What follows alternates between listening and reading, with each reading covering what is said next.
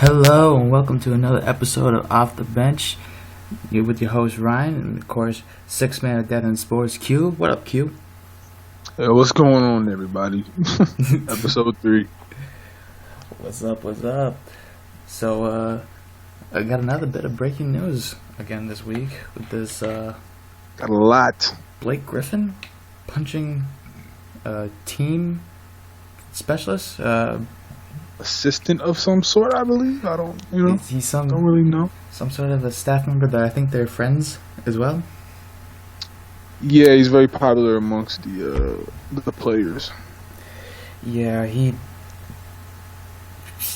some things about, I guess, they're in Toronto in a restaurant and may or may not have consumed some alcohol and socked him a nice one right in the face and broke his hand, his shooting hand at that. Yeah, what's crazy is I don't think that's the full story. No, I don't think so I either. think basically, I think Blake was celebrating success right with Ciroc. Drink a little too much. Drink a little bit too much of that apple Ciroc. And I think his friend might have made some jokes. Was like, hey, hey, the team is doing so much better without you, Blake. And he was like, ha ha ha, yeah, I bet the team probably do better without you too, handling the balls, ha ha ha ha. Yeah, well, at least I don't have to make $20 million on the bench, ha ha ha. And then it just got out of out of hand, craziness. And Blake was like, just shut up, bro, just shut up. Smacked each other. And Blake was like, all right. Punched him one time. DeAndre was like, oh, shit, what's going on here? And then the guy was like, F you. Like, I'm out of here. They walk out the restaurant. Yeah, but then he went to go punch him again. Yeah, then Blake was like, oh, he's still talking shit. Oh, okay. All right, what's up? And he hit him one more time. And he broke his hand. He's like, oh, I broke my hand. What the, you know what I'm saying? And it's just a complete confusion. I don't know what happened. All I do think happened is Blake was just too drunk, man. And sometimes friends, they get into altercations verbally. And I think that took a complete left turn. Because I've never hit any of my friends. Even if we've been in shouting, screaming. Right. We've never been word pop. It's never come to Creed. You know what I'm saying? It's never been a Balboa thing going on. But apparently that's what happened. And in this episode, we're going to discuss that For a little bit. For just a little bit, and let's go through the itinerary for this episode, Ryan. What else do we got besides the Blake debacle? Besides Blake, we got some trade talk update. There's been a lot more names coming up about, a lot more buzz because we are close. Today is the 30th of January. We're that much closer to the February 1st deadline, so that everybody that is potentially a trade piece at that point. And there's also, I guess, Stephen A. Smith once again broke some news about KD's potential free agency as well as Russell Westbrook. So we're going to talk about that just for a little bit as well, since it's not buzzing yet. Once Monday comes, I'm sure they'll do a little segment on First Take, of course. Very intriguing, very, very intriguing news. As well as next thing would be the Spurs-Warriors matchup. What went wrong? Is it something to believe that the Warriors are just unstoppable, baby? Shout out to the SB Nation page. And then lastly, we're going to get into a new segment called Dysfunctional Dynamics, where we're going to talk about specifically, as Ken likes to call him, D'Angelo Bustle, with his nice relationship with Byron Scott. What'd you say? It's just disrespectful. Right? Absolutely. You're foul for that, Ken. I don't care. 10 ways from Sunday. It's his rookie year, man. I'm not going to get that caught up right now. And the other team we're going to talk about is Alvin Gentry and the Pelicans right now. So that's the itinerary. All right. So first things first. Blake. Yes. Man, Blake. We got to discuss it. All right. We've already given you, a terribly worded synopsis of what happened. Moral in case story. You can follow any of my, my dribble. Blake got into a fight with an assistant of some sort. He's handles the equipment or something. I really don't know. He's very popular amongst the other players. They like him a lot. They go out to dinner. They are the type to joke around with him. Very buddy, great relationship with all the players. and he's a really good friend of Blake. And apparently, they went out to dinner with DeAndre, Blake, and this guy who I really don't know his name. I think he's like probably like what? Mastias or Matest? I messed it up. I apologize. Mastia. Okay, so we'll just call him something with an M. We'll just call him Mastia the manager. So Mastia the manager, he goes to dinner with Blake and DeAndre, and an altercation happens where Blake ends up hitting him once inside a restaurant, and he ends up like making his face beat up his hand outside the restaurant. And DeAndre was present. DeAndre has spoken on it, and now Blake has a broken hand. He's saying 4 to 6 weeks. When I think this is maybe now they're saying like 2 months at least. It has to be. I think it's 3 months. If they really want to get this right, it has to be 3 months. If they want to rush him back, 2 months is the minimum, because that's his shooting hand. You know what I'm saying? It's like learn from Des Bryant. Exactly. Please don't rush yourself back out there and look like a slob, Blake. Don't do that to yourself. So yeah, man. Like I think we should just discuss the state of the Clippers, what's going on, the repercussions and the consequences of Blake doing this, the image of Blake, trade value for Blake, everything that encompasses what the Clippers are doing right now. So, Ryan, while I'm doing this spiel, can you look up the Clippers record so I can get an accurate assumption or accurate information, rather, of what basically what the situation is. The situation with the Clippers right now, I believe, is they're in a good spot. They're in a very good spot right now. They just went on I think they've won 12 out of 14, if I'm not correct. 12 out of 13, something around the sort. They had a really good they've been on a streak. They've been on a really good streak, and they've lost a couple close ones, but it is what it is. And Chris Paul seems to be back. He's playing like a man possessed. Wesley Johnson has found his groove in the Clippers, which I'm so proud of him, because I remember wanting Wesley Johnson to be a really good player.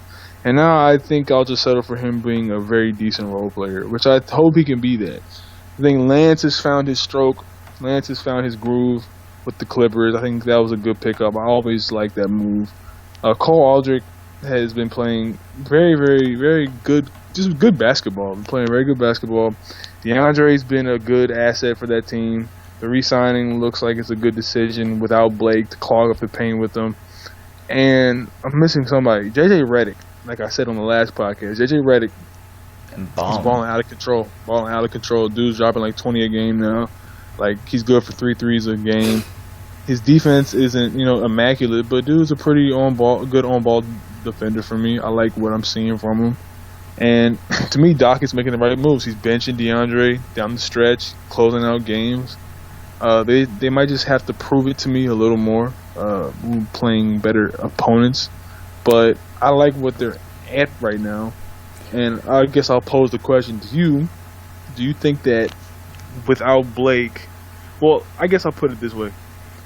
If this was DeAndre and he was out because he, punched somebody or whatever, say he got in a fight with Mark Cuban, do you think the results would be the same, that it's just a matter of having two guys clogging up the paint? Or do you think it's really just, Blake does not complement CP3 and CP3 just needs a good center?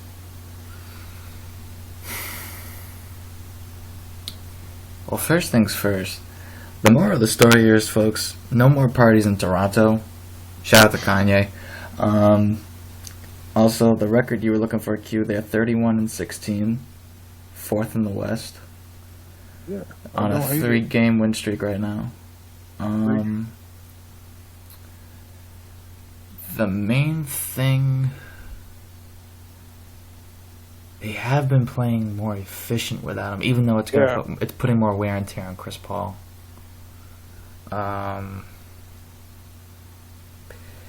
But the thing with Blake, you're right, he does clog the lane. It's DeAndre's that defensive shot blocker, just waiting down there, down low, and then Blake he doesn't space as much because he doesn't really shoot threes.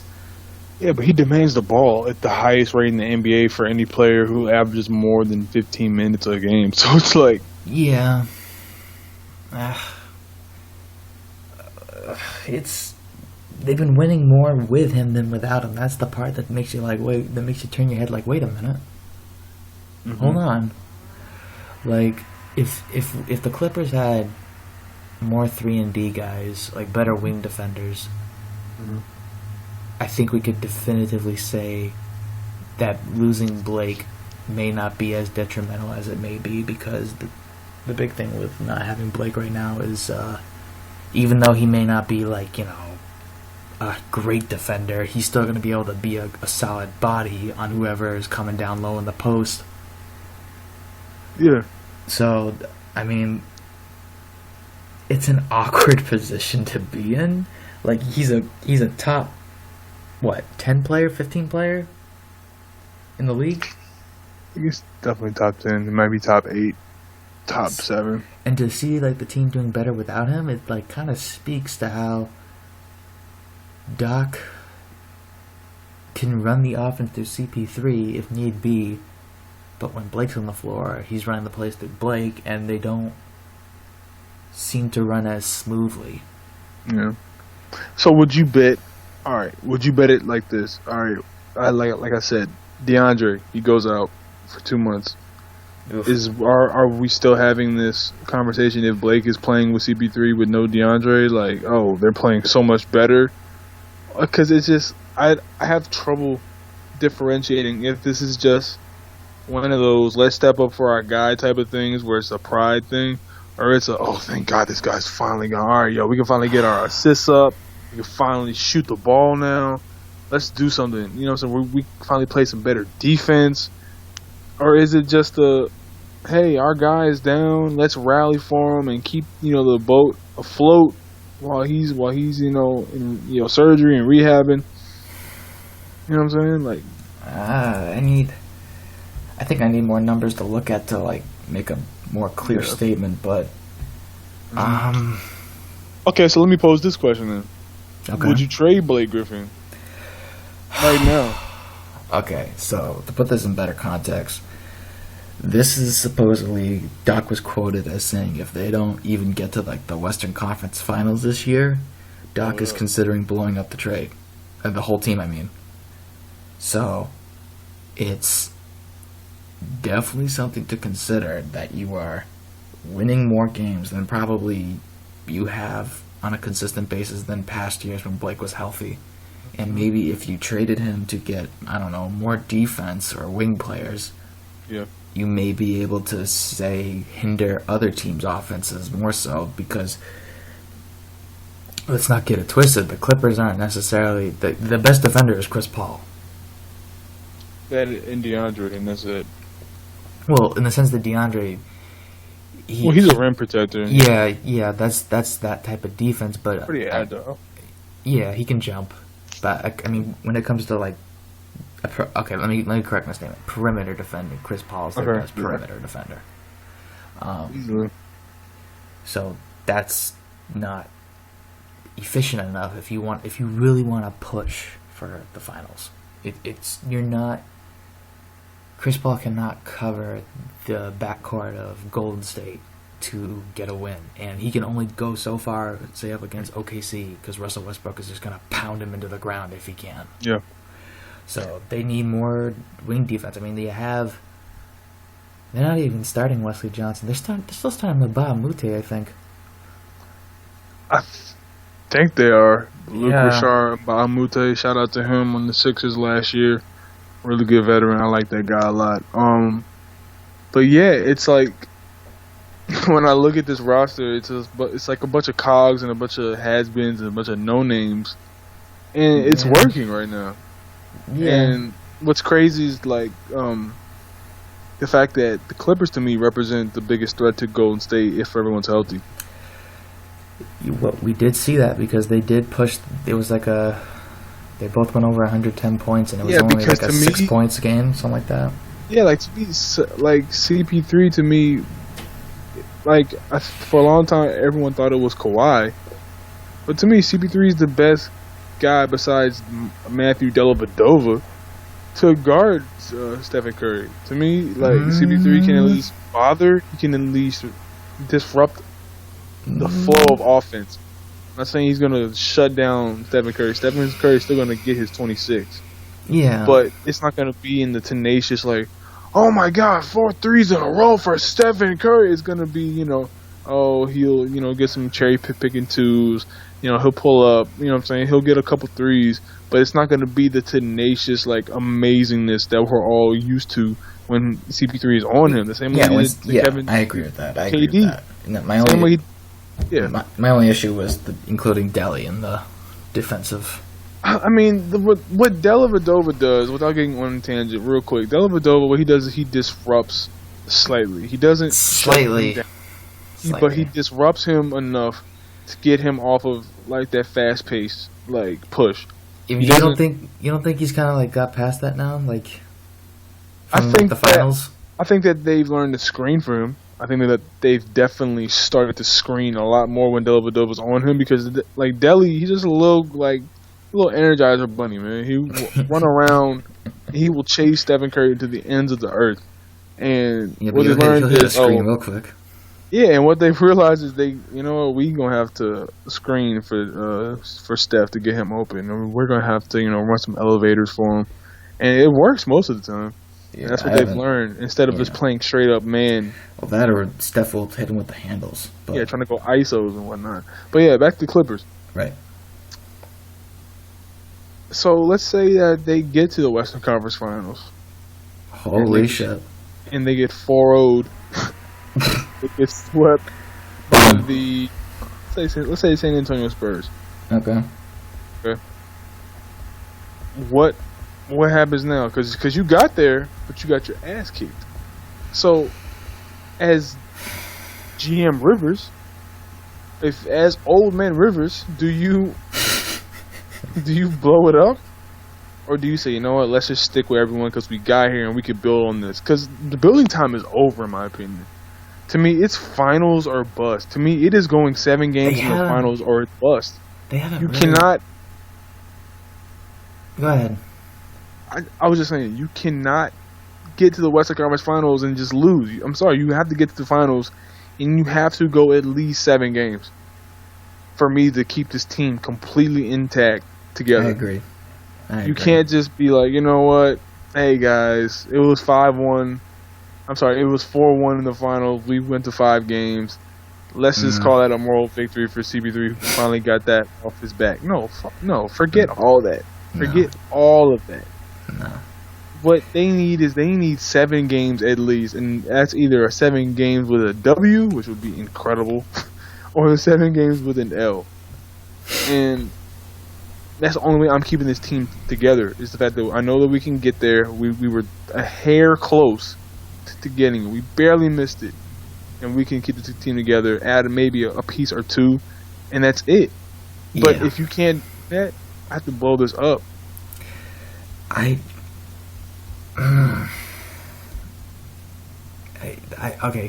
They haven't.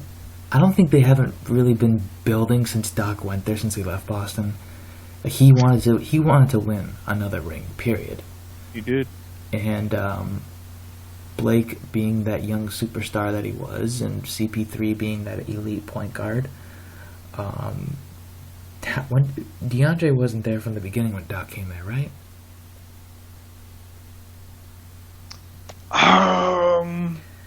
I want to say no. DeAndre wasn't there when Doc got there? I'm not sure. Yeah. Was he? Yeah, DeAndre was there. He was there with Del Negro, wasn't he? Maybe. I can't remember right now off the top of my head. But anyway, we'll assume he was. He wanted another big 3 set, and he wanted to contend. Clippers had the best pieces set for that. The only problem that they had was their depth.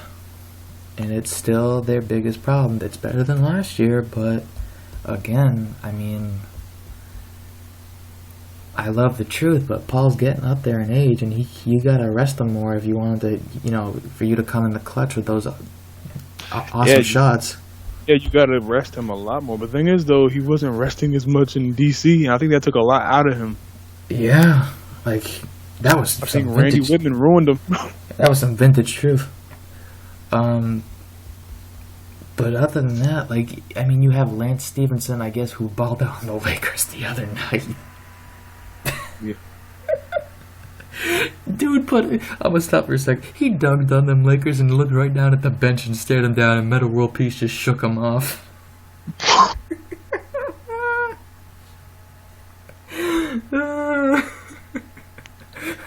They don't take you seriously, Lance. Your best days were in Indiana. Anyway, It's all good.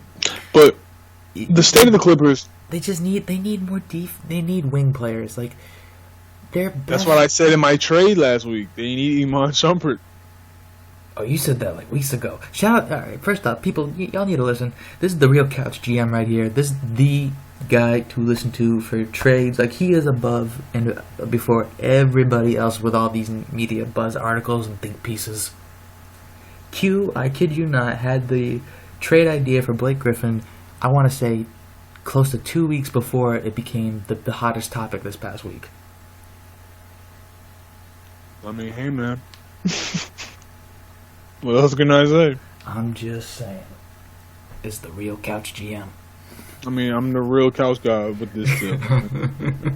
But, dude, like, all right.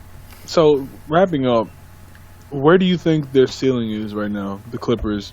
If, let's say they have no Blake in the playoffs, which I don't think would happen, but let's say they have no Blake in the playoffs. First round exit, second round exit, Western Conference Finals. Ceiling. Second round. Exit. Barring another miracle that we saw from last year, yeah.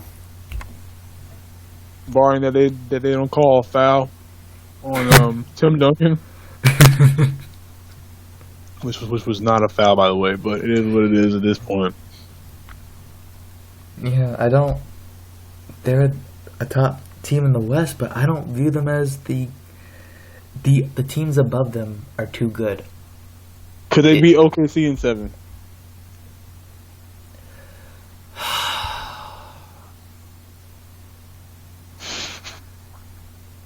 I'm really thinking about it. Like, who's locking up KD? Ugh. Chris?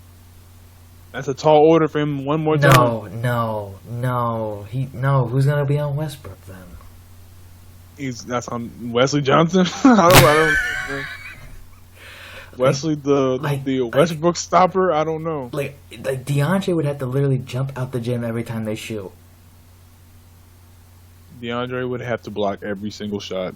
Like, he'd have to at least get a tip on it to just make his presence felt. DeAndre would have to block 30% of KD shots for them to win that series convincingly.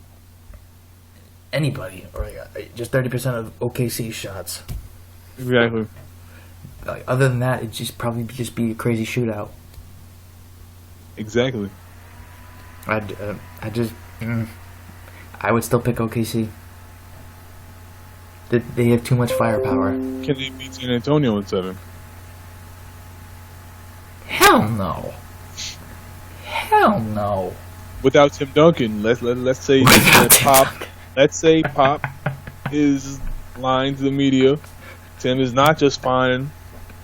Let's say he's out for the rest of the year. Oh, good God. Can they beat San Antonio in 7 games? I think that changes everything.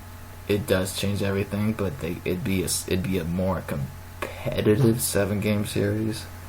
Let's say Game 7 is in San Antonio. Spurs got it. Spurs got that? Okay. Spurs got that. Game 7 in Los Angeles? It'll be a fight, but I still take the Spurs. Look, Popovich will take advantage of the hack rule as well. He will make Doc feel uncomfortable. Yeah, he's going to have to slow that offense down. Mm-hmm. But Cole Aldridge, I don't know if Cole Aldridge can shoot free throws. Can he shoot? He's slightly better than DeAndre, I think. If that's so, I mean, I'll probably just put Cole in the... That's what he did. Yeah, it's what he's been doing the last couple games, so I'm pretty sure there's like a method to his madness. Yeah, but I don't think... I mean, you got Kawhi, you got Parker, you don't have enough wing defense, like, especially for Kawhi. Like, who's guarding Kawhi if Blake is out? Yeah. Like, who's guarding Kawhi? These are the questions. These are the questions. JJ Redick? I don't. I mean, man, they're gonna have to switch a lot. That's the thing. Doc doesn't seem to run a lot of switch defense. Like, Spurs will switch off. The Celtics will switch off. The Warriors will switch off. He'll just run straight up man. And he'll run a zone occasionally, but I don't understand his. I don't understand his coaching when it comes to the defense. It just, to me, you have a lot of good switch defenders. Because Lance can strap up sometimes. Like, Lance had moments where we thought he was Defensive Player of the Year candidate in his Indiana days. He had days like that where he was strapping up. But he had a defensive-minded coach. Yeah, and his coach drilled it into him, yo, we are going to strap up and play defense. And Lance, at times, he would look like a defensive stopper for a lot of players. Oh yeah. That's why he blew in LeBron's ear. Exactly, because everyone thought, this guy can really stop LeBron James. Wow, this is crazy. But even though he couldn't stop him, he was just bothering him. There's disruptors, and then there's actual stoppers, and he was a disruptor for sure. I think that's what we learned the hard way, giving him all that money in Charlotte. Sadly, but can they beat Golden State in 7? Clippers? With, let's say, Blake is back. I mean, based on how they rack up the numbers and the points, it's basically. All right, I'll give you a scenario. All right, who's gonna blow each other out first? It's playoff time, right? Playoff time. The Clippers won their last, let's say, 9 games. Going into the playoffs, they went into round 1. They played the Sacramento Kings or something. They played the Kings. They beat the Kings in 6 games. Now they're on to playing Golden State. Oh God! And the first game is in Los Angeles. Everyone's healthy. Blake is back, shooting very, very well. Hand looks fine. DeAndre still can't shoot for nothing. CP3 surging. Went into the playoffs feeling great. Doc has his lineups in check. He knows how to stop the hack of DeAndre by putting in Cole Aldridge. He has everything ready to go. Golden State still surging. At this time, they're going to be 60 and something. Who do you think wins that series? I'm talking about, we got CP3, we got Blake, and we got DeAndre. That's a mismatch problem for Bogut, because I don't think Bogut cannot run the floor with DeAndre Jordan. Yeah, but Draymond could. Draymond could, but then you're asking Bogut to run the floor with Blake, and that's definitely not happening. And that's why they always represented a mismatch. The year that the Clippers beat them, and they the whole Donald Sterling thing happened. Oh, Clippers! Didn't the Clippers win that series? That might have been around 1. That was way before Golden State won. That was before Golden State won. That was 2 years. I think it was a year after the Denver run. This is back when Curry still had ankle problems, and Mark Jackson was the coach. Yep, that was when Mark Jackson was the coach, and everyone was going to walk off the court. So the Clippers won that series, if I'm not mistaken. And I think they did, but it was definitely it was way more competitive. It was competitive. It went to 7 games, and they hate each other. Those teams hate each other. They cannot stand one another. Yeah. So the problem here is the Golden State Bigs cannot keep up as a collective with the LA Bigs. Only mismatch to me is the Bigs. Everything else to me seems to be pretty good. Shooting guard on shooting guard seems to be good. The thing is, if say Golden State goes small with Iggy, and Ants on him. yeah, you're not even gonna have to go down low. DeAndre will just be there, sit and duck.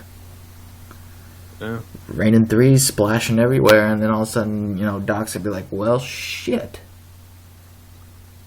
Yeah. I'm not betting against Golden State like that.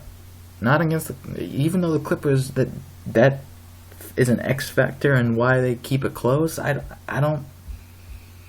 What if I told you that Doc Rivers had a conversation with Brett Brown before the game? And he was like, Get some dirt from Steve Kerr. Brett, how did you almost do it? And Brett tell him, how do I get an Ish Smith? Exactly. What the my ish? point guard? What the ish? Exactly. So I don't, man. I can't do it either. You called this weeks ago that you said it just makes sense. You said it was CP3 to the Spurs at the time, but you also called the Blake Griffin idea that it's not enough as they are. Like they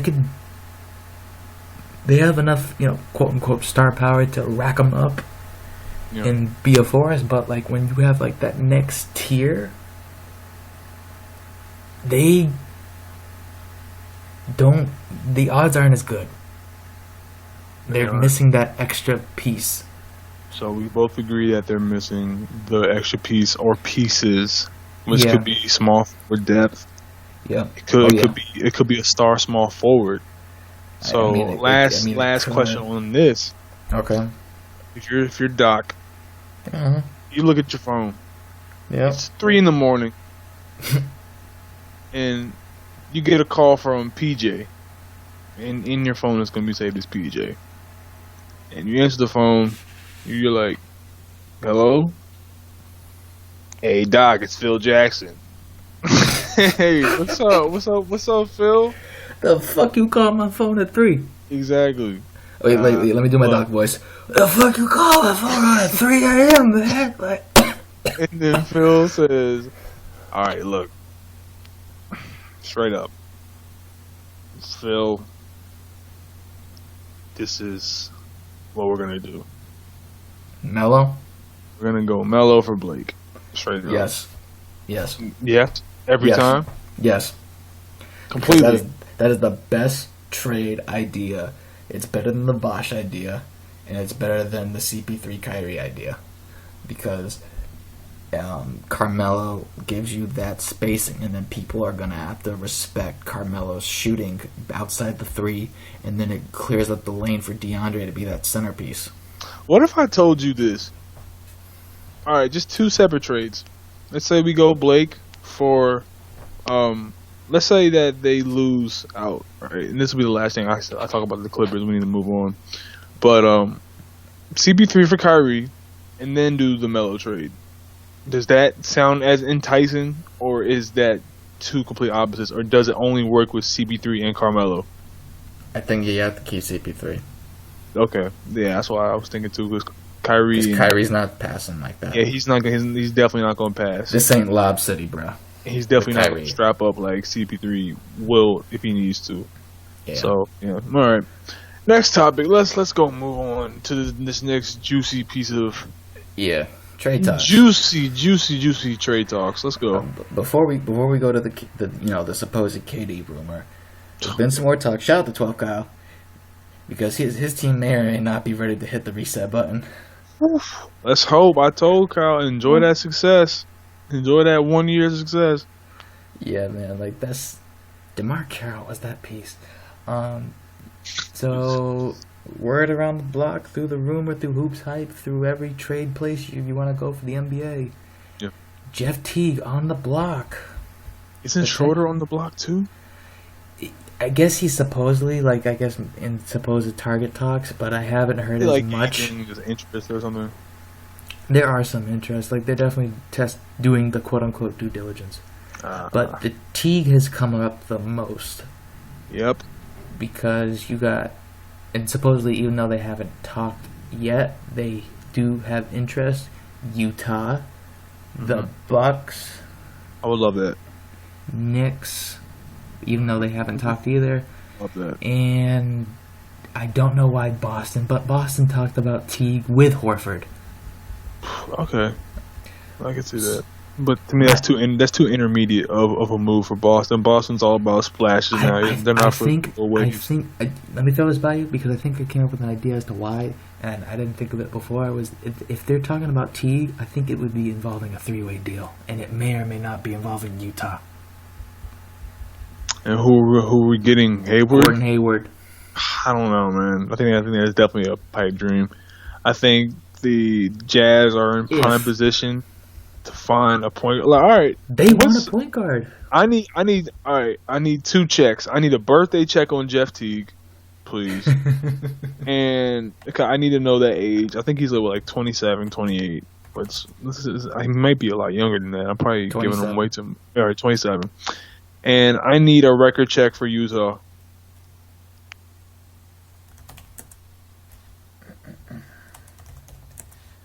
They did 21 and 25.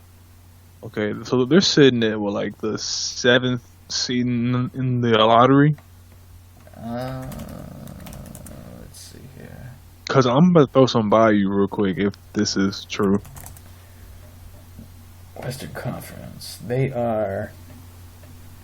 Oh, they're only 1 game out of the 8th seed. See, this is what they don't need to do. They don't need to make the playoffs. They don't need that. They need a tank. They need to tank. I need you to look up the lottery projections and where everyone stands at and where Utah would currently be sitting at. We got. Wait a minute. 11. 11. Okay. Here's what you need to do, Utah. You need to tank. You need to tank. You need to tank. You need to just rest a lot of guys. You need to hope Gobert slips on a croissant. You know what I'm saying? Like, don't do that to the Stifle Tower. Fractures an elbow. It's easy. Oh my god! Easy to come back from that, Rudy. Don't take this the wrong way. You wind up in the lottery. You end up getting Chris Dunn, and you're straight. And I love everything Godzilla. Yeah, but they still got. Here's the thing, though. To pause real quick, I still don't understand why they would do this. They still have Exum waiting to come back. Like, that was the guy. Yeah, I don't understand. I don't understand it either. He was balling out in the summer league. Right? Yeah, like that. Yeah, that's their heralded franchise point guard. Unless you want Teague to be. Unless you want. Yeah, I don't understand that. I think Milwaukee makes the most sense. That makes more sense. But the thing that I don't understand, if Utah were to do it, would be, do you want Dante to learn from Teague in some way? Yeah. Like, because I don't think they're that happy with Trey Burke. Yeah. Man, you know what I want somehow, and I'm going to devise a trade in my laboratory. I'm being so serious right now. We got a couch trade? I'm going to couch got a trade for sure. I want D'Angelo Russell on the Bucks somehow, and it's gonna happen. I have to figure out how it would happen, but it's gonna happen, and it's gonna be a 3-team trade. And I think that will work wonders for him. He needs length, and he needs talent around him that's willing to either post up, or he needs talent that can fly out the gym, and he has that in Jabari and Greg, who can post up and get to the rack, and in Jabari, and you have guys who can just flush and shoot with Giannis, who can go right to the rim, attack it, or you have guys who can pull up like Chris Middleton. I think Jabari, with those guys, completely forget about MCW. D'Angelo would be Jason Kidd's protege. He would be his prize. Oh. He would be his prize. He would be like his Gohan to his Goku. It would be ridiculous. So, oh my god! Just think about that.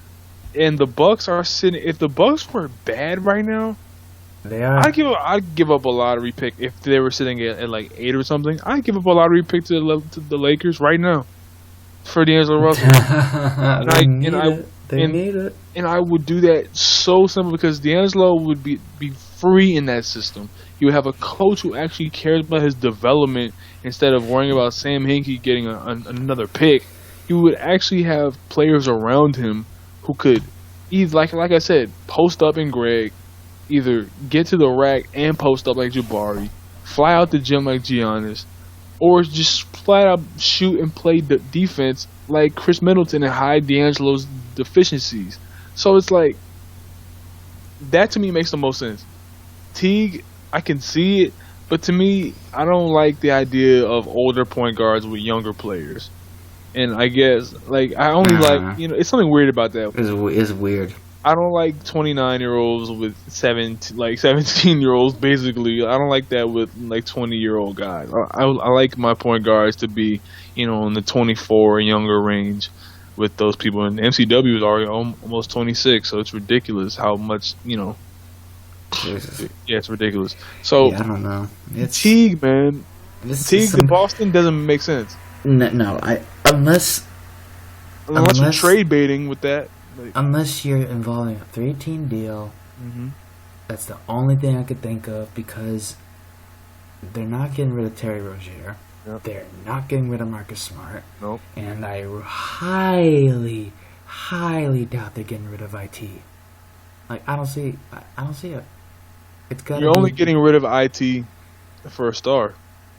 Exactly. And that's in a package. It's not. But even then, Danny Ainge said it the first day he got him from Phoenix. I finally got my guy. I don't see it. It only makes sense if you're doing it for a star. If you're getting Blake Griffin, if you're getting Paul George, you know what I'm saying? Maybe Gordon Hayward, but I mean, Hayward. I don't see, other than the fact that due diligence. Maybe Nerlens. Oh. Maybe, you know what I'm saying? Maybe that could be a trader Danny move. Yeah, maybe if you're getting Nerlens. Anyway. Yeah, so, but it doesn't make sense. Teague, but I'm telling y'all, I'm going to come up with that trade for D'Angelo to Milwaukee. That would be... Free D'Angelo Russell. Free D'Angelo, or free Clarkson. I don't care. Make Clarkson the point guard. I think Clarkson is... I'm going to pump the brakes on you a little bit. There was a report, that tweet I sent you that said supposedly that they were gauging their trade interest, but then I said, no, not true. They view D'Angelo and Clarkson as the backcourt of the future. So, make of that what you will. I mean, it happens, but a lot of things are said in the NBA. Like, Chris Paul is a sure thing to the Lakers, but, that doesn't happen. Fuck you, David Stern. Exactly. It's all good, though. But for sure, I mean, Jeff Teague. It's really not. Look at the Clippers. Oh, man, yeah, it's definitely not. Jeff Teague, man. I mean, what are we thinking of scenarios here? Like, what do we think? First off, let's go to the Hawks real quick and talk about the state of the Hawks. Hawks update, for sure. I don't understand what's going on with that team. They're very lukewarm. He's still dealing with his ankle. He's dealing with that ankle thing. He never got back to 100%. He's still coming back. Yeah, like how are we feeling about Schroeder right now? Like, are we thinking that this guy's the future? Is he the future? I don't know.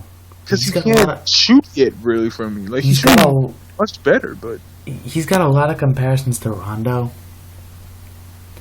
Yeah, body type and everything, for real.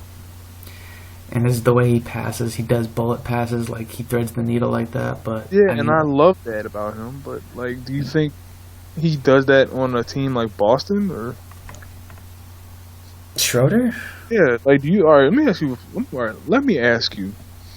This is a completely off-topic question, but since we're talking about just doing trade talks, and Boston is going to make some moves at the deadline, I'm pretty sure they'll make about 2 moves. I'm pretty sure David Lee is gone. Oh yeah, he's gone. He's probably going to Portland. Yeah, I think David Lee's definitely done. And yeah, I think what's his name is gone too. I think Avery Bradley's gone too. See, people dropping his name up, but I'm like, I think you just trade him to either get some pick compensation, or you're trading him to a contender for a good haul of younger guys. His defense is so good, though. It is. I get why people throw him around, like, in trade things and all that, and we have because we know what he is already.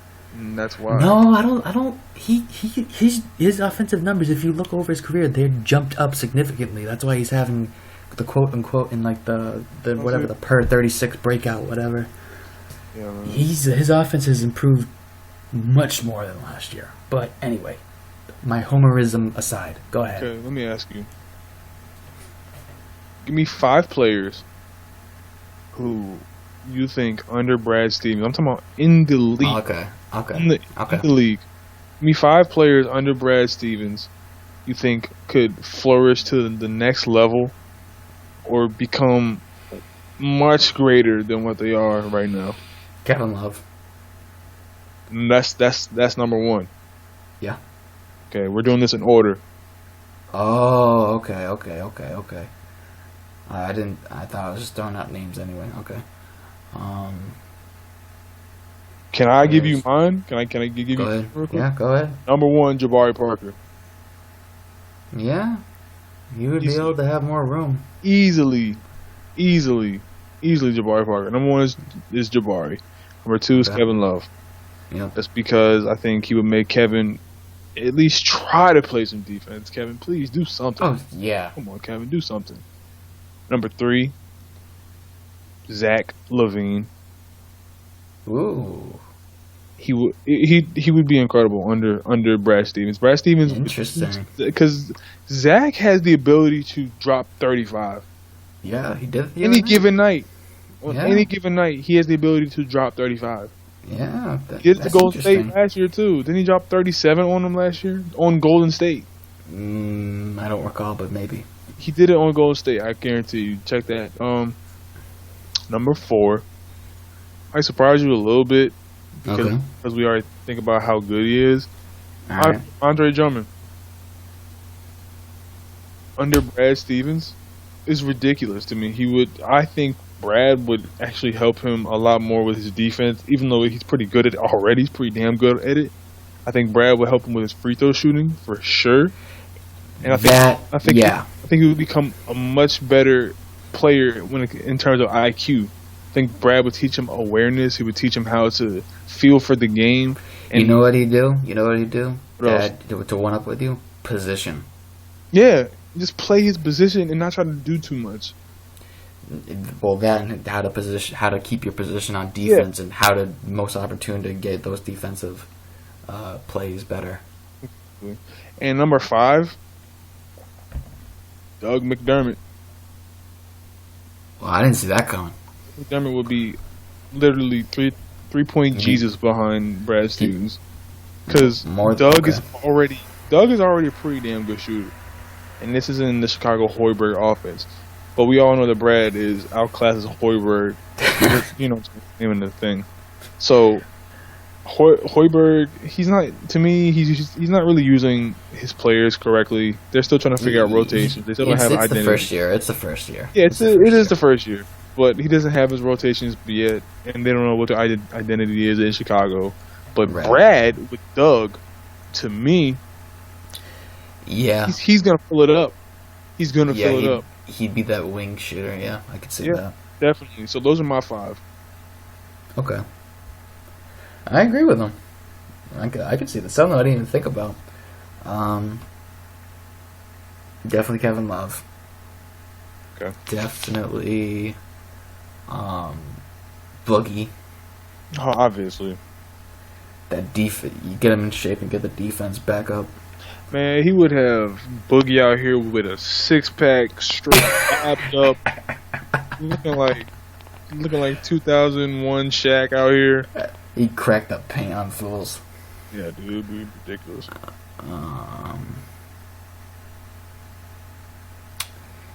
I think he may. Anderson? What about Ryan and Anderson, man? What about him? I think he would flourish. He'd be more of a consistent because he'd get a lot more looks. Could Brad make James Harden into a passer and defender? Oh God! Because to me, that's doing God's work. At that point, if that happened, we'd have to give him an award just for that. Just to make him a passer and to make him a defender. Kevin McHale would call him up and be like, "How did you do that?" Yeah. Hey, took him off Kardashians. Put him on Percocet. I don't know, some ridiculous of that sort. But yeah, go ahead. You're sitting at number 3. Yeah. I'm trying to hurry this up.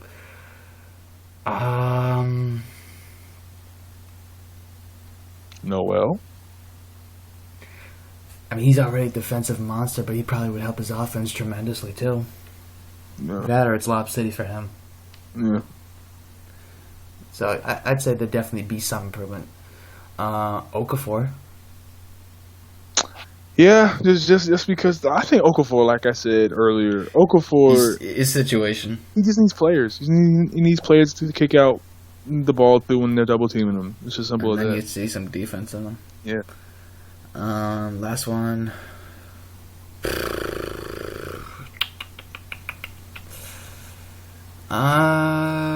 outside the box. I'm trying to like run all over the map Rip out, on here. Let me give you one. Let me give you one. Okay. Oladipo. That'd be interesting. So Oladipo already has the mentality to play defense. He has it in him. He has it in him already. So he's already one of Brad's type of guys. He has the ability to fill it up, but I think sometimes he tries to force his shot, and that Yes, he does. Yes, forces his shot a lot to try to get going because that's how he does it. He likes to. He probably would have to learn under Brad and like make the play, not the shot. Yeah, he likes to be the guy to fill it up instead of being the guy to let the game come to him and let the game just naturally flow out and let him just take it step by step. Slow the game down, dude. Oladipo's very, very much a player who gets kind of erratic, kind of forces it, and he just tries to attack the game too much. And he makes dumb turnovers, and everyone gets frustrated with him because he'll overplay on defense sometimes. But I think under Brad...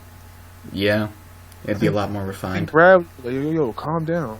Calm down. Just let the game come to you. Take the shots. We're going to set you up. It's like, son, look at Marcus over there. You see how much of a defensive god he is? You got that potential, bro. Exactly. So I think Oladipo's a good one. Yeah, and I'll take that one.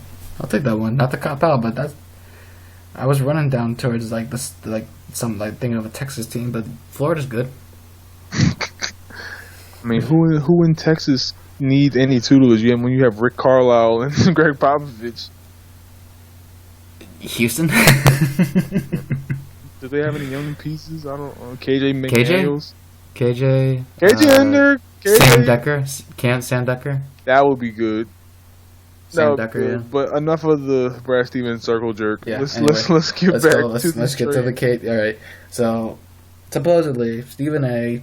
went on some ESPN Ireland thing, some radio station. Sources.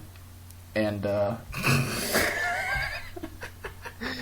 my sources have just told me. Shut up, Stephen A. Go ahead. You know what I'm talking about? It's like they have the audacity, the temerity, the unmitigated gall. Anyway, he goes on ESPN 710 Mason in Ireland on Friday, explained why the Lakers may be in an excellent position to bring in Durant in free agency. Quote, keep in mind this, one of the biggest reasons I'm told that Kevin Durant may have the Lakers at the top of his list because the Lakers have been led to believe, by whom specifically, I do not know, but the Lakers have been led to believe that it's a very good chance that the following year, Russell Westbrook is coming.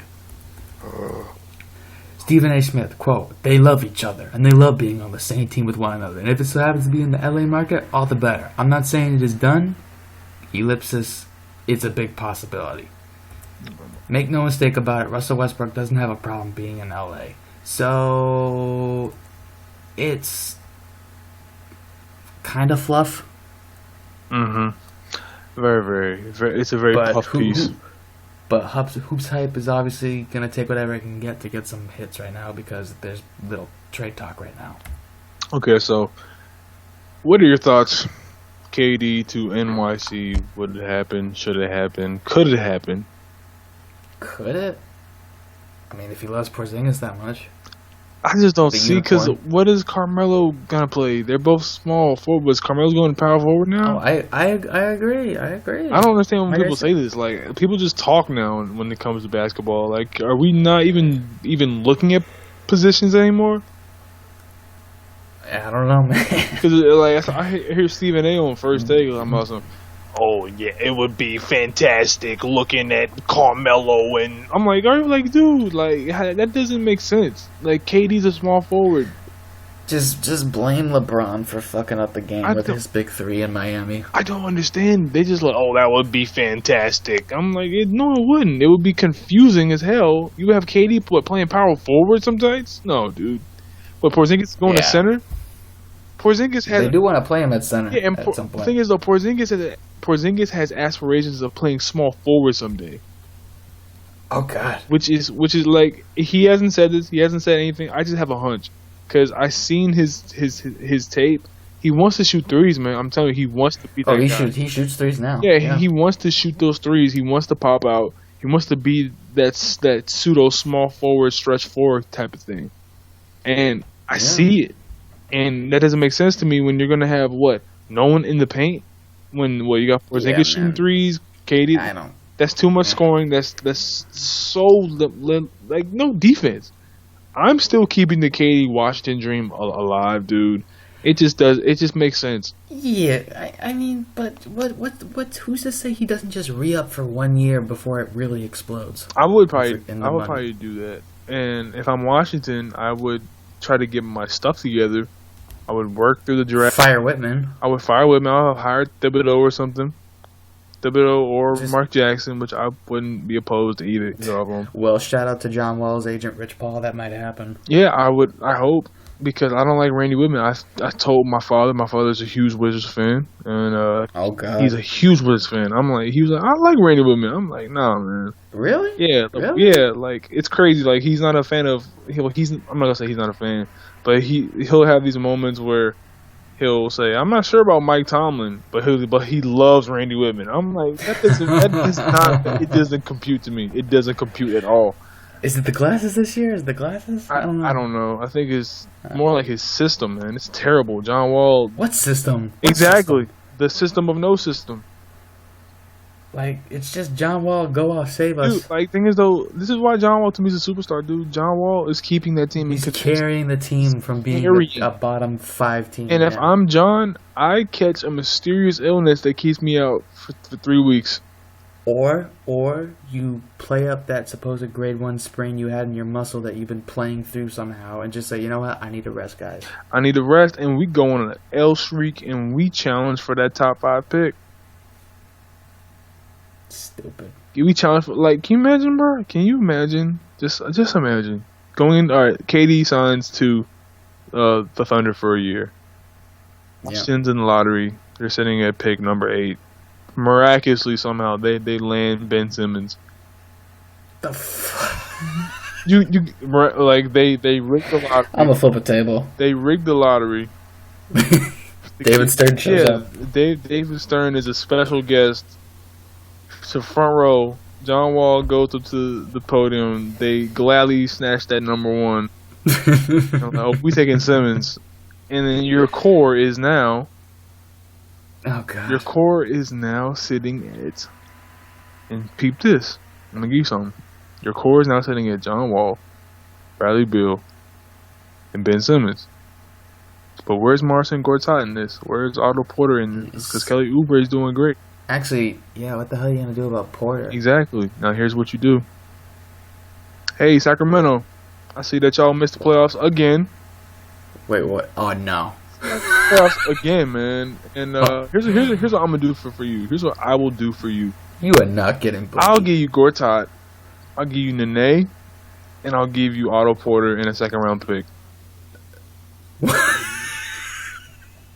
No, you can't say no to that. I'm sorry, you just. A 2nd round. Vlade won a first. Vlade can kiss my ass because I'm giving Vlade 2 quality players. Vlade hanging up. Nah, Boogie's like, yo, if you don't trade me, I'm not gonna play. He loves Boogie. He loves Boogie, but I'm just telling you, man. So then I'm with you, but you need to be a 1st round pick. All right, throw in the first. What you gonna say? Yeah, you gotta. Yes, if I'm me, I mean, you're getting a good post-up player in Gortat. Nene kind of trash though. But guess who's coaching the Kings? His great friend, Carl. What the hell George Carl gonna do with Nene Hilario? George Carl loves him some Nene. And he would be in the room like, yes, do it. Yes, I love Nene. Yes, my favorite guy from Denver. Yes, love him. He would be in the green room all night with Vlade arguing. Vlade said, no, we can't do it. It doesn't make sense. We cannot do it. Doesn't make sense. We cannot do it, George. Listen, no, George, no, doesn't make sense. Yes, it does. Let me hang up, George. Let me hang up. Do it, I'm telling you, this is what would happen. And like, I'm just like, I love Super Teams. Boogie walks in. Kobe walks in. You said no Boogie. Kobe walks in. He's like, "Hey, what y'all talking about in here?" And then he's like, I'll call you back, Mom." Exactly. He's like, "Hey, what's so y'all not talking about trading me?" you know, Boogie his country ass, man. So I just love the idea of super teams. I love the idea of stars aligning, and I just bask in the possibility. The fact that it's a possibility to get John Wall, Bradley Beal, Kevin Durant. You just want that college team back. I want that. Kevin Durant, Ben Simmons, and get the fuck out. It's a pipe dream. That is a pipe dream like none. Pie in the sky with crack. Oh my god, you have to be hot. Cooked crack. Be hot to let this happen in the NBA because they're running through. You must be with a gun to your head. You're running through every team. All right. Well, yeah. All right. What about Rodney Hood for Jeff Teague? Huh. I love me some Rodney Hood, man. He's a shooting guard, though. Yeah. They're still gonna keep Korver. But just put Schroeder. Yeah, but Hood plays shooting guard. You still got Korver. Yeah, that is true. So I guess a better bench piece. To the bench, man. Korver's not been doing so great. I understand. Korver, he's now in that Spurs system, and it's the team or you got to go. And I think he would respect the team's wishes of I'm trying to make the team better. So maybe. Who knows? Anyway, but that's about like pretty much all we have about trade talks for this week because once again, it makes no sense. This is the most buzz we've had out in all season, and like I said, it is now gonna be February 1st, right around the corner. Once it's February 2nd, expect shit to hit the fan, especially All-Star break, or pretty much all the rumors will be flying out about whether or not what's happening with what or who's unhappy or whatever. And then once it comes that deadline day, I think it's going to be just like last year where everything is coming down to that last hour and everything all of a sudden it just explodes. Yeah, the Sixers alone broke Woj, man. We destroyed Wojnarowski's entire timeline. It was at first, I'm hearing the Sixers are getting Isaiah Thomas. Oh, no, wait. Sorry, Michael Carter-Williams has just been traded. Oh, I'm sorry, KJ McDaniels has just been traded. Oh, I'm sorry, Isaiah Cannon's been traded. It's just like, and we just broke Woj, and Woj had to recorrect all his tweets. I'm sorry, Boston's now getting Isaiah Thomas. It was just ridiculous. So I'm telling you, David Aldridge had this, other team had Milwaukee. That's gonna happen. I'm telling you, Cleveland needs to take some interest in Jeff Green, who just dropped 29 tonight. I'm telling you, it just needs to happen. Oh, again? Dropped 29 tonight. Again, I think he was shooting 8 for 10. Is that 3 games in a row? Yeah. 3 games in a row. He's been putting on a streak, and I told people, I said, Jeff Green. He woke up? Jeff Green is a good player. He woke up. He woke up for sure. He's definitely woke now because I'll be damned. They got 29 tonight, and that was off the bench.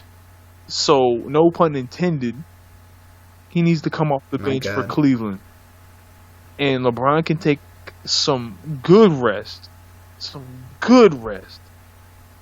and Jeff will fill in completely because he can run the floor like a LeBron James. He's just as big. He's not as strong. I'm not saying that, but he's just as big. He's not as strong. Still strong enough, and he could run with Kevin Love. I'm telling you, that would be a beautiful move. They need to make that move immediately, and they're looking to sell. Clippers need to do that. Clippers would definitely need to do that too. Anyway, that's all we got for trade talk. So let's jump to the next topic because we took a little bit longer on that. Spurs and Warriors. Quick thoughts. What went wrong? Well, I'm gonna put it like this: turnovers, for sure. Very, very. They just did not look the same. Tim Duncan is arguably still... Q thinks he's the most important player. I think he's at least the second most. He's the most important. And I'm not going to disagree with Q on that because Tim Duncan is that anchor for the defense. Honestly. Yeah.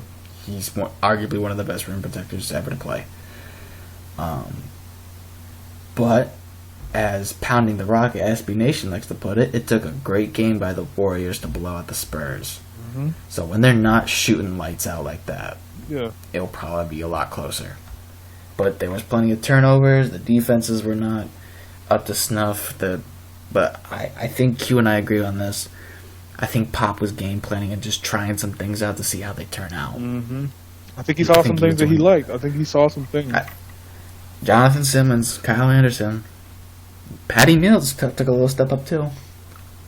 See, to me, Timmy's in that zone where Kareem was his last couple years.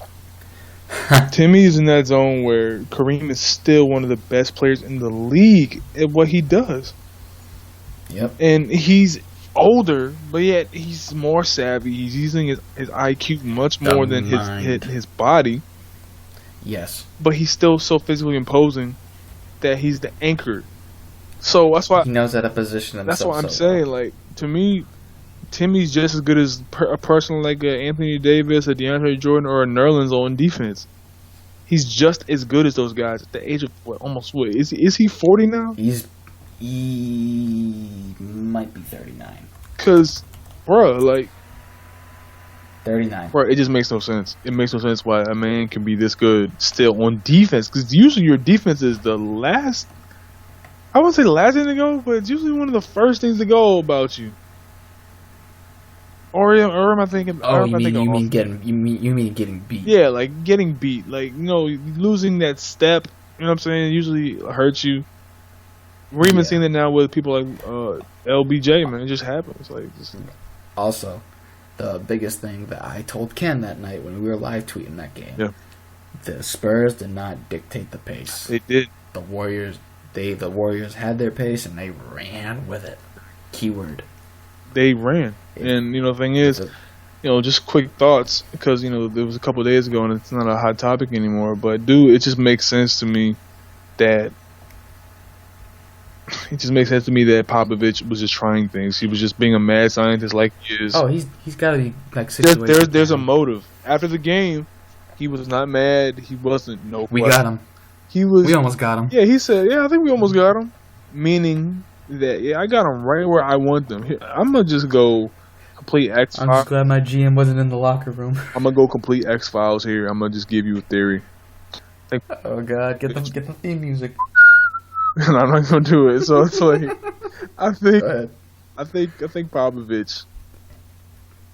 Popovich was like, yo, Tim, we're going to get you some rest for the All-Star break. And we're going to schedule it right around the Golden State game. Because you know what? Everyone was like, hey, we need to see what the Spurs are going to do with Golden State. So I think Popovich was like, you know what? Let's give them a show. But we're not going to put the show on. We're going to let Golden State do what they want. Of course, they tried to win that game. I'm not saying that they threw it. But I don't think I think he wanted to see if Kawhi could take Curry straight up. And I think he showed that he could not do it for long periods of time. So that's on his notebook. That's on his blackboard. I think he saw that Patty Mills can present a matchup problem because he's just as fast as Steph. And if you switch off, if you put some screens for Patty and dish to LaMarcus, who has to play a lot better, I think you have something going there. Jonathan Simmons, you have something there. And I think he was just not showing his whole hand because he's like, you know what, Tim, take a breather before the All-Star break. Everyone's going to make a huge deal about this Golden State game, but we're going to play this smart. We're going to get Golden State's confidence up. We're going to have them thinking that they can just beat the mess out of us, and it's no real threat. But come playoff time, we're going to be real. We're going to be there. It's at their house. It's all good. That's where I think they're at.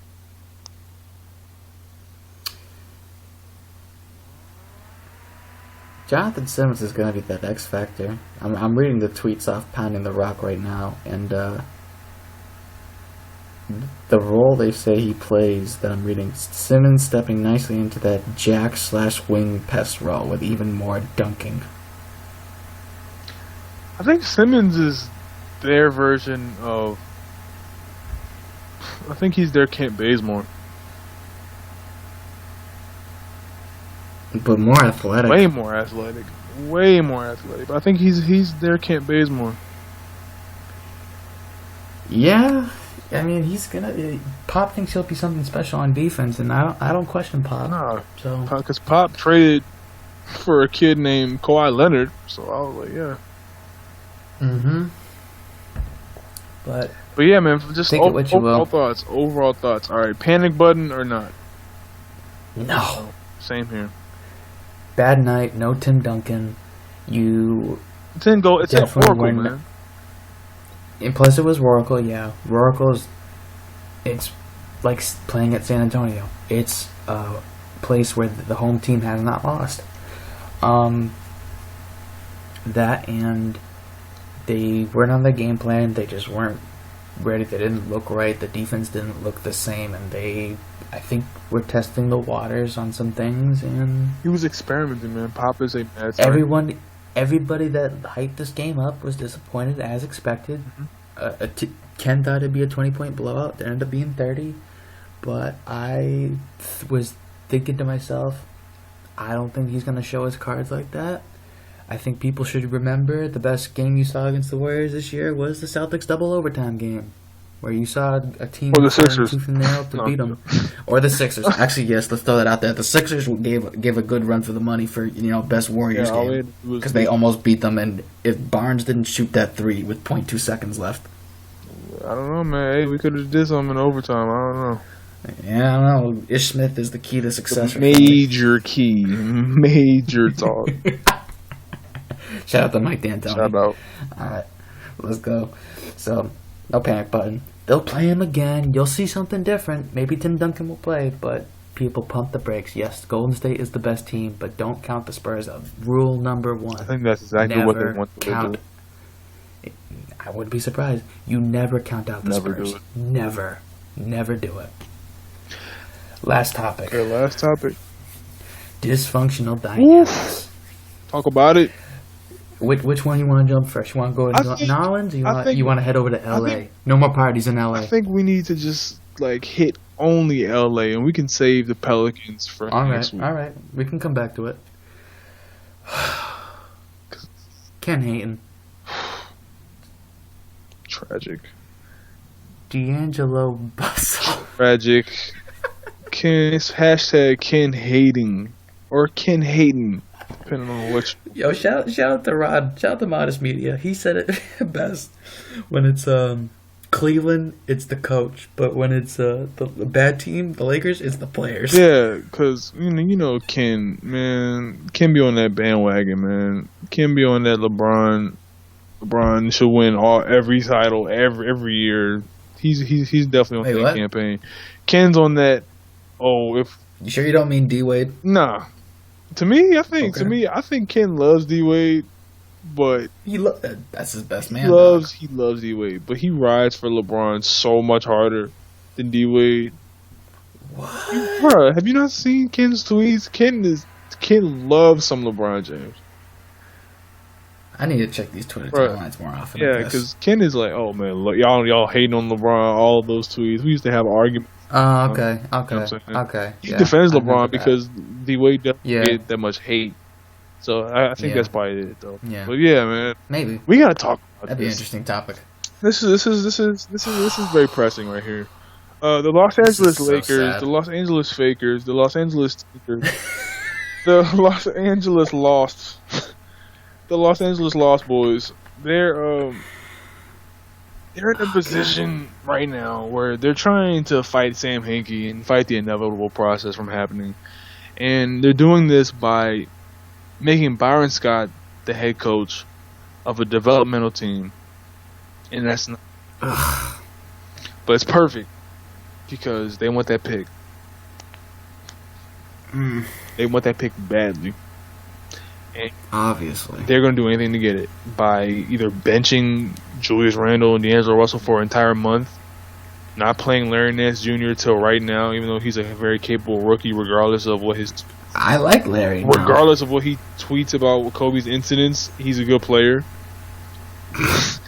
You know, that's why he made him get off the he's seat, like, so he could have a seat. Get up. You know what I'm saying? I think he reminds Larry about that probably every single day.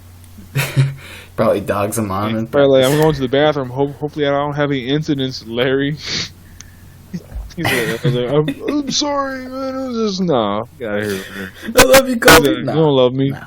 Yeah, no, definitely ain't buying that. So, Byron Scott is not a developmental coach, and D'Angelo David Black gets fired. Byron Scott. Yeah, D'Angelo's been quoted, right, saying that he doesn't know what's going on. Sometimes Byron doesn't talk to him that much. He doesn't relay the information. He doesn't even know what to ask him. Yeah, he doesn't know what to ask. He doesn't know what the offense is, and Byron's just going with the flow. Because to me, Byron is just a puppet right now. Byron is playing puppet to Jim Buss, and Jim is like, "Hey there, man. You know that we have to keep our pick, man, because the Sixers are gonna get it if we don't lose, man." You know, he's like a damn fiend, man. He's like a fiend, man. He's like a damn. He's a damn pick addict, man. Like, just stop it. Like, just stop, Jim. Just let it go. Yeah, man. Genie, save your father's legacy. Yeah, like, oh man, I traded my dad's legacy for a pick, man. It's like, come on. It's like, come on, yo. Bad. Like, can we? It's so bad. It's like, can we please just like let these young guys run? The Sixers let their young guys run. They let the Boston Celtics let their young guys run. Only in LA do you sacrifice development to keep a pick. The Sixers are really trying to win games, but they let their whole roster play. They strip their roster down because they know that they're trying to tank. Instead of signing Lou Williams and Brandon Bass, you're not playing them enough. It doesn't make sense. Instead of drafting D'Angelo Russell and not telling him what you want him to do and not tutoring him and making him into a better point guard by each day, you're not giving them development time. You're not giving them time to study. You're not giving them things to build off of. You're just putting them out there for no reason. It's very linear in their development. There's nothing for them to do besides just go out there and play and hope for the best. But in other developmental programs like the Magic, even though they aren't winning, they're losing games by like maybe 10 points or less every single time. And that's 20. Yeah, to the Celtics, right? But it's all good. Yep. So it's all good though, because Brad's a better coach than Skiles. It's all right. But it's all good. It doesn't make sense to me. Utah, let their young guys run. Sixers, like I said, let their young guys run. Even teams like whatchamacallit, even Washington, they're letting Kelly Oubre get minutes now. They're letting Oubre get a lot of minutes, and he's doing very well because they're teaching him how to play in this league. They're teaching him. They're teaching Jahlil Okafor how to play in this league. They're teaching Karl Anthony Towns how to play in this league. They're letting their young guys. Oh, he's getting the best experience. 30 and 10, just like last night. It's ridiculous. 32 points and 10. Five dimes? Yeah, 32, 10, and 5. The first player since KG to do that. I'm sorry, not KG, KD to do that. Kevin Durant. So with a 3. It's just ridiculous. And the thing is, though, Karl has that type of range too, which is insane. Oh, he's so good. He's gonna be. To me, he's gonna start popping out for like. Look out, Anthony. Bro, there's gonna be a time where we see Karl bringing the ball up the floor. I'm telling you, that's. No, I'm being so serious. I'm not even joking. It's gonna happen. He's gonna play some 3 in his career. I'm telling you. Good Lord, have mercy. Because he has the handle to do it. He has the range to do it. He's got the athleticism to pound it. To power his way to the rack. I'm telling you, it's getting there. And I think by year 4, year 5, we're gonna see it. But they're like I just said, all these players. But only in LA is D'Angelo Russell asking what he's supposed to do because he doesn't know. Julius Randle as well. Julius is like, I don't know what to do. Like, it started from the beginning of the season when he was disparaging, D'Angelo in front of the media. Oh, he has to learn how to be a professional. What? No, Byron. You have to learn how to be a coach. instead of having Jim Buss's, pick addict hand up your butt, telling you what to do. You know what I'm saying? Like, it doesn't make sense. You're just a puppet right now. And this is not the way a developmental program is supposed to be run. And I'm a Sixers fan. So if I'm not satisfied with your process, then something is wrong with you. It's like, I'm looking up a quote he said. And it, like, really spoke to how lost he sounds. Like, they got Anthony Brown starting over him. I tweeted that. Anthony Brown. Who is that? Houseway. What college? What community college did Anthony Brown come from, man? That's a major come up from where he came from. Alright, here we go. He's starting over Here we go. So, during last night's broadcast, David Aldridge reported D'Angelo Russell was basically completely lost right now. Quote, one thing that D'Angelo Russell said this morning I thought was very telling is that he literally does not know what question to ask Byron Scott about how to get better. I mean, he wants to get better. He knows he makes mistakes, but he's so young at age 19 he doesn't know what he doesn't know. In terms of getting better as an NBA point guard, he's just lost. And here are the tweets from D'Angelo being quoted.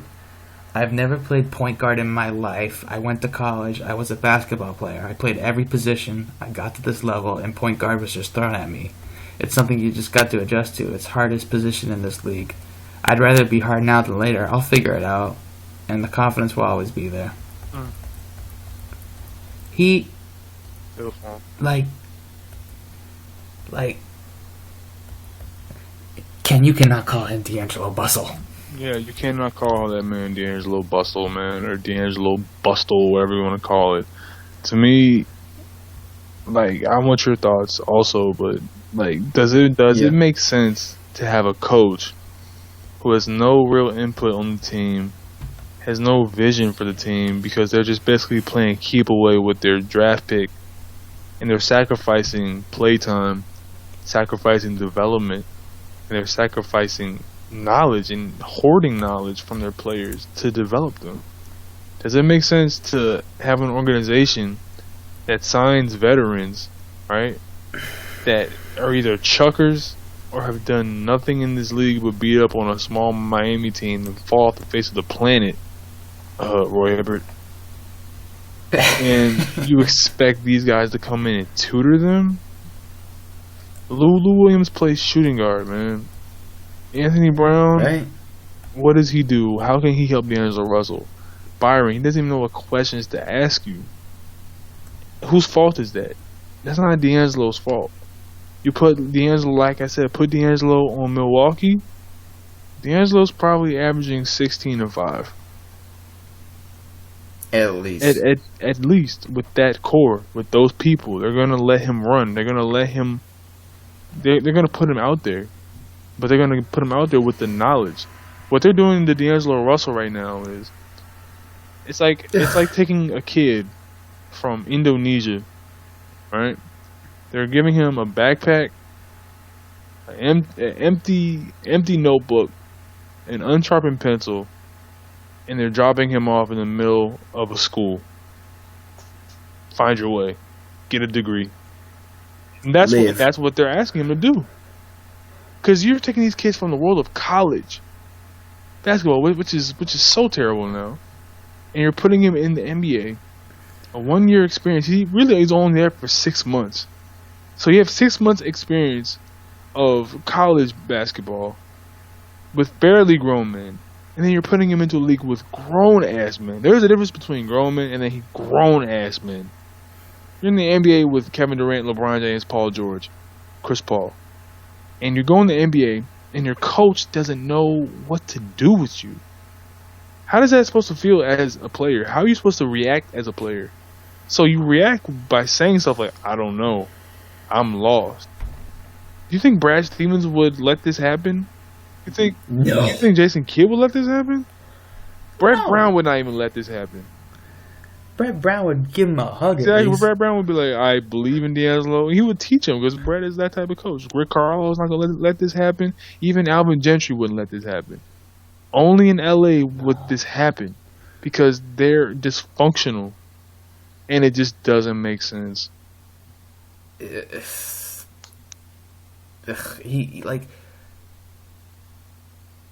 that game against the Kings when we did our test. Yeah.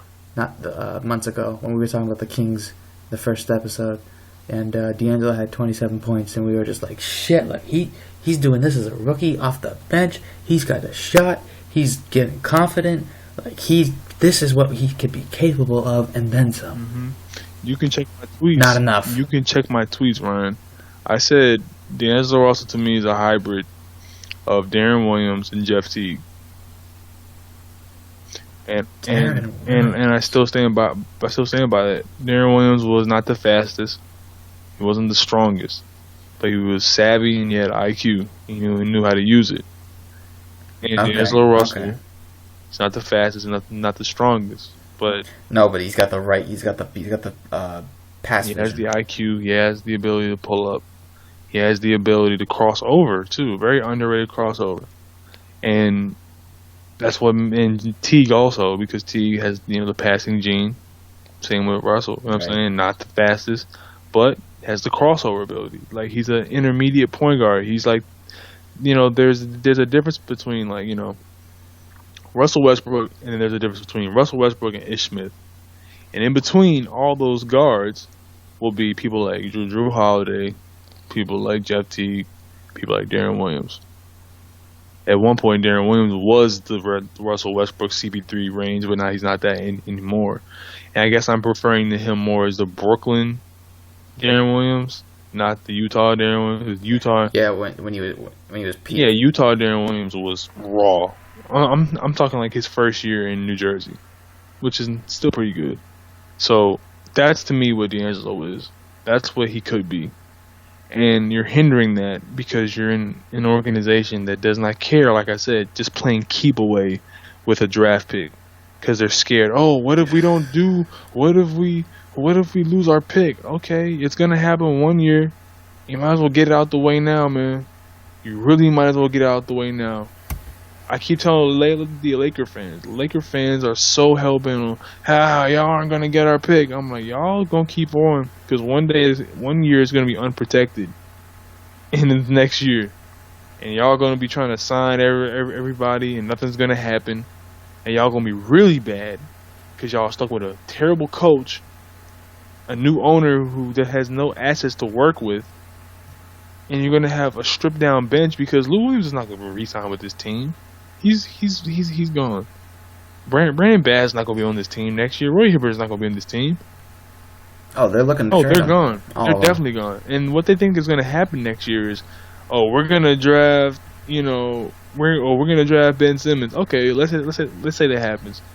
You have D'Angelo Russell, Jordan Clarkson, or Brandon Ingram, right? And then you got Julius Randle. Let's just go with Ben Simmons. Okay, all right, Ben Simmons. So you got D'Angelo Russell, Jordan Clarkson, some scrub, Ben Simmons, and some guy.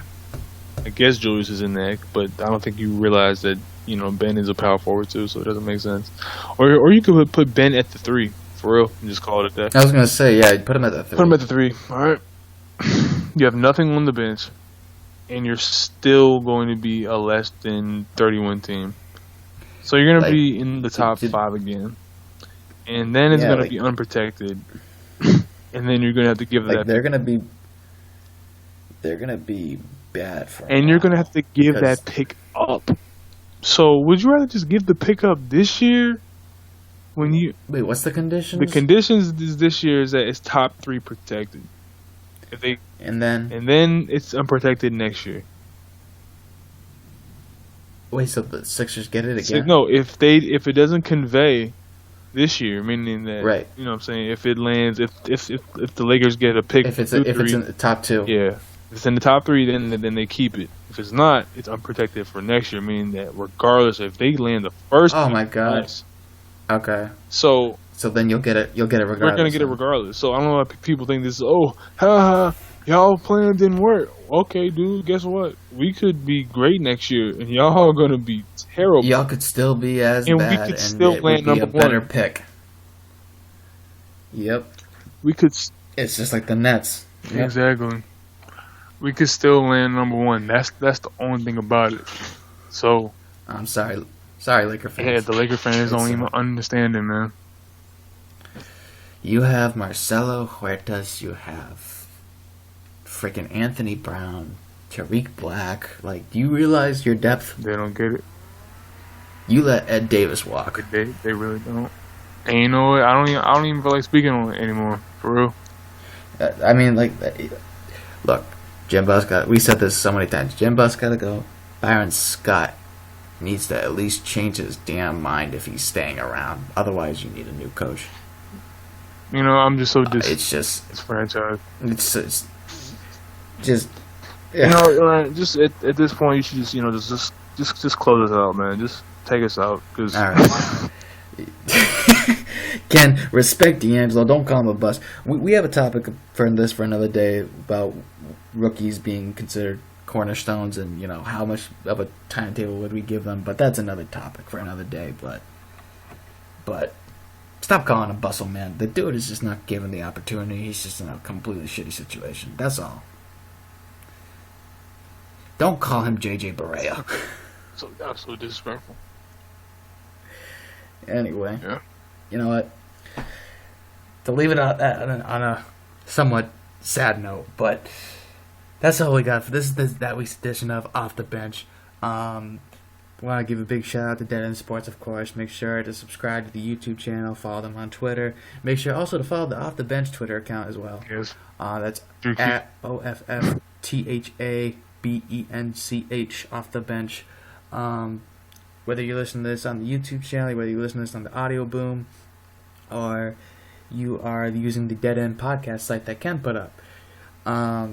Just want to make sure you follow it somehow. Appreciate, leave a like, comment, whatever it is. We appreciate the feedback and the love. Q, you got anything? We almost beat Golden State. The Sixers almost did it. Almost. Yeah, man, but that's it. That's going to be this edition. Oh, man, we didn't even have DJ Khaled, though. You know what? That's okay. We'll be all right. That's all right. We'll be all right. That's all right.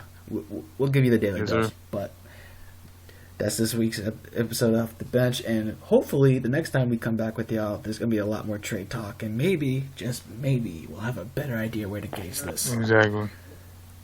All right. Thanks for listening. Thanks. Make sure to subscribe. Follow the socials, everybody. We out here. Congratulations. You just been played. Peace, y'all.